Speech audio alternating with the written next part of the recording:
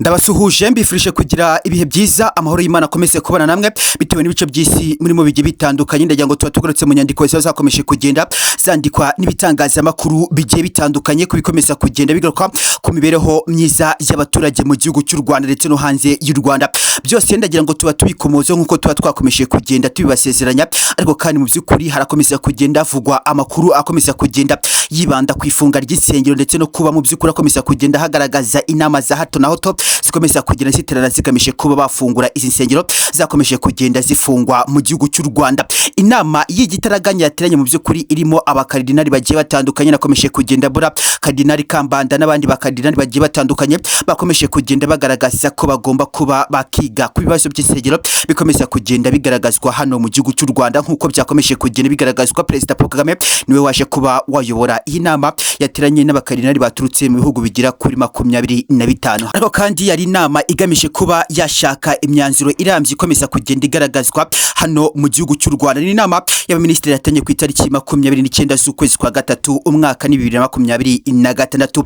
Ndagira mu by'ukuri byose byakomeje kugenda bivugirwamo tubashe kuba twabirebera hamwe aho wageze ni ku Rwanda rwa none. Nyita Mr John Fernande nkwitowe bitewe n'ibice by'isi urimo bigiye bitandukanye nguhaye ikaze. Nibyo koko ubuzima bwawe bwamaze kujya mu kangaratete bitewe nuko warozwe indwara z'amarozi zidakira ugerageza kwivuza biranga burundu, nta muganga n'umwe utigeze ushakiraho umuti ushaka gukira izi ndwara z'ibirozi warozwe bidakira ariko byaranze burundu. Ngiye kukurangira umuganga umwe usigaye ku isi wizewe uvura izi ndwara z'amarozi akazitsemba burundu ku buzima bwawe. Uyu muganga avura indwara zananiranye ku marozi zidakira, bamwita Dr Pembe, akorera ku ijwi muri Kongo. Aho waba uri hose nkwibutsa ko umuti yawukugezaho. Ushaka gukira izi ndwara z'amarozi warozwe ariko zikaba zaranze gukira, tugane kuri +24 388983 Dr Pembe, umwami w'abaganga. Byakomeje kugira bigaragazwa n'ubundi mu gihugu cy'u Rwanda hamaze iminsi havugwa amakuru akomeza kugira yibanda ku nsengero, ariko kandi biraza kuba byakomozwa ku byakomeje kugira bigaragazwa mu nama yateranye muri Big Arena nkuko byakomeje kugira bigaragazwa. Abayisilamu bateranye mu by'ukuri n'umukuru w'igihugu cy'u Rwanda bagamije kuba bakora ibiganiro byo kureba uko insengero zafungurwa. Byose byakomeje kugira bivugirwa hangaha ndetse n'ikibazo kimaze iminsi kivugwa mu gihugu cy'u Rwanda.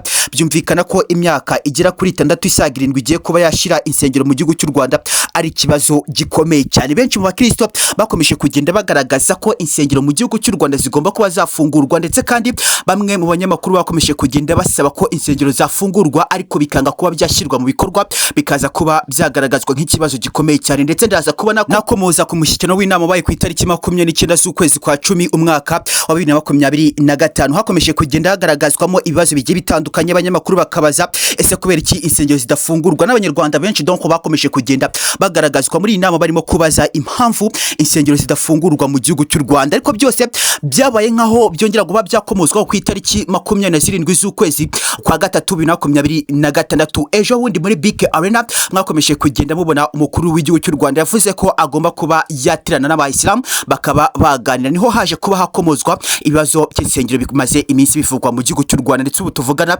imyaka igiye kuba yaba 6 ndetse kandi ikaba ishobora kuba yasendera ku myaka 7 nkuko bikomeza kugenda bigaragazwa. Ni ikibazo gikomeye cyane. Abanyarwanda benshi bakomeza kugenda bibaza impamvu insengero zafunzwe, ariko kandi benshi bari bazi ko icyatumye insengero zifungwa yaba ari COVID-19 nkuko byakomeje kugira bitangazwa. Nyine ndabizi mwakomeje kugenda mubona mu mpera z'umwaka wa 2019 hakomeje kugenda hagaragara icyorezo cyakomeje kugenda kinahombya isi. Mu by'ukuri benshi bakomeje kugera babona ko icyorezo cya COVID-19 cyakomeje kugera mu by'ukuri kigarurira bimwe mu bikorwa by'abaturage bakomezaga kugenda bakora kugeza kuri akanya, cyakomeje kugenda gishegesha cyangwa se kiganatera ingaruka zikomeye cyane ku bikorwa bya bamwe mu bantu bagiye batandukanye ndetse n'ibikorwa bya leta. Ari naho havuye kuba bafunga izi nsengero, ariko nuza kuba wasubira inyuma mu nyandiko zikomeza kugenda zigaragazwa byanga byakunda urabona ko insengero zafunzwe atari kubera COVID cyangwa se ntabwo ari COVID. Nge naribuze ko nahamya ko yaje kuba yatuma insengero zifungwa kubera iki se yaba ari COVID bakaba barafunze izi nsengero mu by'ukuri bikaza kwa nyuma yaho COVID yarandurwa cyangwa se igakira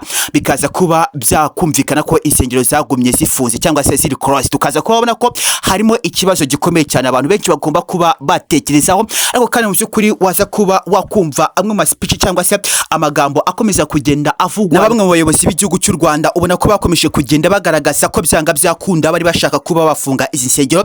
Ni kibazo gikomeye cyane ku baturarwanda cyangwa se ku basenga bakomeza kugenda bagaragaza ko bagomba kuba bakomora insengero. Nakomeje kugenda nizinda mu magambo cyane, ariko reka mbive imuzi n'umuzingo ubundi turebe ese byifashe gute, insengero ziraza kuba zafungurwa cyangwa nanone mu by'ukuri biraza kuba byaba ya magambo akomeza kugenda agaragazwa. Ariko kuri aka kanya abaturarwanda benshi bafite ikibazo gikomeye cyane, bagaragaza ko insengero zigomba kuba zafungurwa bakongera kuba basenga. Bamwe baravuga uti mu by'ukuri twari tumaze kuba twakizwa ibyaha twarabigendeye kure, ariko urasanga insengero zikimara kuba zafungwa twongeye kuba twasubira mu byaha bikomeye cyane. Ugasanga insengero byanga byakunda zari zifatira runini abanyarwanda ndetse kandi zikabarinda n'ibyaha.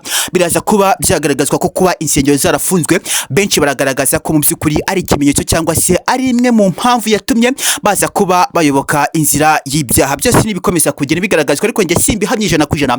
Simpamya neza ko umuntu mu by'ukuri n'ubundi wiyemeje kuba wakizwa agakurikira Imana akayemera nk'inzira imwe rukumbi, ntabwo mu by'ukuri ari buze kuba yateshuka ngo nuko ngo insengero zifunze. Wasengera no mu rugo, wasengera hariho hose bikaza kuba byakunda, ariko utaje kuba kwitwaza ngo impamvu udasenga, impamvu wagiye mu byaha ngo nuko insengero zifunze. Ibi byose mu by'ukuri abantu bakomeza kugenda bagaragaza, uraza kuba wasanga ari side yabo bakomeza kugenda bapointinga mu by'ukuri kugira ngo bashe kuba bakiringa, cyangwa se wenda ubwo banakeneye ko leta yumva ko yakoze amakosa byose. Ariko ndagira mu by'ukuri ndaza kuba nabigusobanurira. Reka turebe ese ni ukubera iki u Rwanda rwemeje kuba rwafunga insengero. Ese ni izihe ngaruka ziribuze kuba zaba ku Rwanda kuba rwarafunze insengero?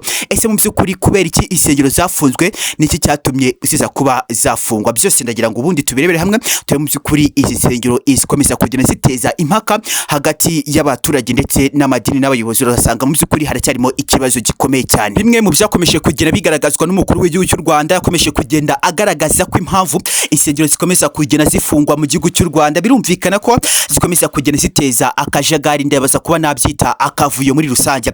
Biri kumvikana ko mu by'ukuri abapasiteri bamwe na bamwe bari gukomorerwa insengero aho kugira ngo bazikoreshe basenga, bakazikoresha mu by'ukuri bazicuruza cyangwa se bacuruza abaturage. Ahangaha harimo point ikomeye cyane, benshi bakomeza kugenda bakoresha nk'iturufu iribuze kuba yatuma mu by'ukuri bigwizaho amafaranga, ariko abaturage mu by'ukuri bakaza kuba babahonyanga bakabambura utwabo. Byumvikana ko barimo kuba basenga, ugasanga abaturage mu by'ukuri ntabwo baba bazi iyo biva niyo bijya, bo bumva nyine ngo turajya gusenga gusa, donc bakumva ko nyine birangirira aho ngaho. Ariko nuza kuba wareba we muturage unkurikiye aka kanya, nawe uze kuba watekereza kabiri. Kubera iki umuturage cyangwa se mu by'ukuri umuntu usanzwe w'umukire ari buze kuba yakuzuza miliyari 2 akahita akuramo miliyari 1 akayishora mu kuba yashinga urusengero? Ahangaha namara kuba yashinga urusengero, ariko kandi bibika ko yashoyemo amafaranga. Nimba yashoyemo amafaranga ye agomba kuba yayakuramo, cyangwa se mu by'ukuri akaba yakinjiza aya mafaranga. Benshi rero mu by'ukuri ntabwo babasha kuba bakumva iki kintu gikomeye cyane. Benshi bakomeza kugenda bakorwa, bagakomeza kugenda bakandamizwa. Ari mpamvu benshi bakomeza kugenda bagaragaza ko mu by'ukuri insengero uretse guteza akavuyo, mu by'ukuri nta n'ikindi kintu zikomeza kugenda zikora kuri aka kanya. Nuza kuba wareba aka kanya, byumvikana muri Israeli n'ahandi henshi hakomeza kugenda hagaragazwa, benshi bakomeza kugenda barakoresha mu nsengero. Urasanga ahantu ndatanga urugero muri Israeli, no kuba wavuga Imana iminota 5 bakakumva, mu by'ukuri bareta bagufata bakwica. Ugasanga ni ikibazo gikomeye cyane. Abanyarwanda bamwe na bamwe nk'uko bikomeza kujya bivugwa n'umukuru w'igihugu cy'u Rwanda, mufite kibazo ki?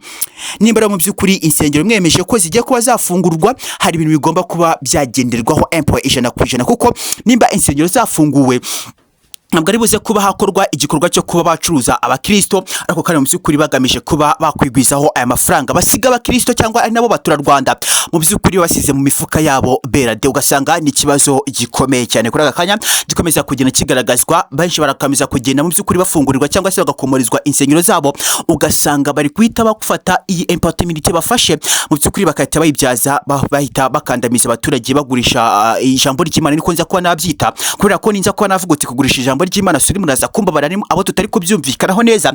Ni kibazo gikomeye cyane gikomeza kugenda kigaragazwa kuri aka kanya. Uraza kuba wasanga nimba umupasiteri n'urugero ari kubwiriza cyangwa se mu by'ukuri ari kwigisha abaturage, araza kwita araza kuba yagenerwa umushahara w'ukwezi. Uze kuba wasanga nimba za kugenerwa umushahara w'ukwezi, birumvikana ko byamaze kuba akazi gahemba, ntabwo kari akazi k'Imana cyangwa se mu by'ukuri ari ugutumikira Imana. Byose ugasanga harimo ikibazo gikomeye cyane, ndetse kandi birakomeza kugenda biteza akajagari n'akavuyo mwakomeje kugenda mu byumva insengero zigakorerwamo ubucuruzi ni ikibazo gikomeye cyane mu by'ukuri benshi bakomeza kugenda banibazaho kugeza kuri akanya ari nabyo bikomeza kugera bivugwa n'umukuru w'igihugu cy'u Rwanda. Gusa amakuru mfite akakaya birumvikana ko insengero zishobora kuba zigiye kuba zakomorwa zimwe na zimwe.